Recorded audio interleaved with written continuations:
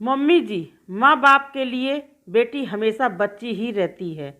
भाभी मेरा नाश्ता कमरे में ही दे दो ना प्लीज़, मैं लैपटॉप पर काम कर रही हूँ। मीनू भाभी नेहा से बोली। नाश्ता डाइनिंग टेबल पर रख दिया है। 10:10 हो चुके हैं।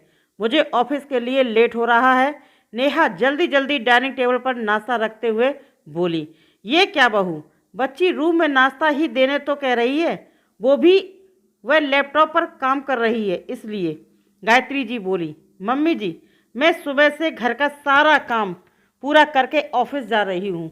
मीनू का तो वर्क फ्रॉम होम चल रहा है, वो खुद से कम नाश्ता तो ले ही सकती है ना। रहने दो बहू, मैं ही दे दूंगी।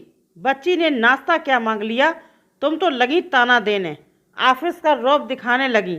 मम्मी जी, माँ बाप के लिए बेटी हमेशा बच्ची ही रहती है, तो क्या ससुराल में जाकर अचानक से बड़ी होकर सारी जिम्मेदारी भी संभाल लेगी। गलती मीनू की नहीं, आपकी है मम्मी जी। आज नाश्ता भी आप निकाल कर दे रही हैं, कल शादी कर जब ससुराल जाएगी तो सास ससुर पति सबकी जिम्मेदारी कैसे निभा पाएगी, घर बाहर का काम कैसे अकेले कर पाएगी। भाभी, मैं पढ़ी लिखी लड़की हूँ, जॉब करती हूँ, किसी के घर नौकरानी बनने नहीं जाऊँगी। तो क्या मैं पढ़ी लिखी नहीं हूँ? मैं जॉब नहीं करती हूँ? क्या मैं नौकरानी हूँ? मीनू, अपनी जिम्मेदारी निभाना नौकरानी बनना होता है। मैं खुद को ऐसा कभी नहीं समझती। मम्मी जी, आप ही बताइए, अगर मेरी मम्मी मुझे अपनी जिम्मेदारी निभाना नहीं सिखाती तो क्या यहाँ मैं अपनी सारी जिम्मेदारी संभाल पाती। बेटियों को पढ़ी लिखी होने के साथ साथ जिम्मेदार भी बनना चाहिए। मुझे ऑफिस के लिए देर हो रही थी, इसलिए मीनू को खुद से नाश्ता लेने के कह रही थी। नाश्ता देकर नेहा ऑफिस के लिए चल दी। शाम में जब नेहा ऑफिस से लौटी तो मीनू भाभी को चाय देते हुए बोली, थैंक यू भाभी, मुझे आने वाली जिम्मेदारी के लिए अलर्ट करने के लिए।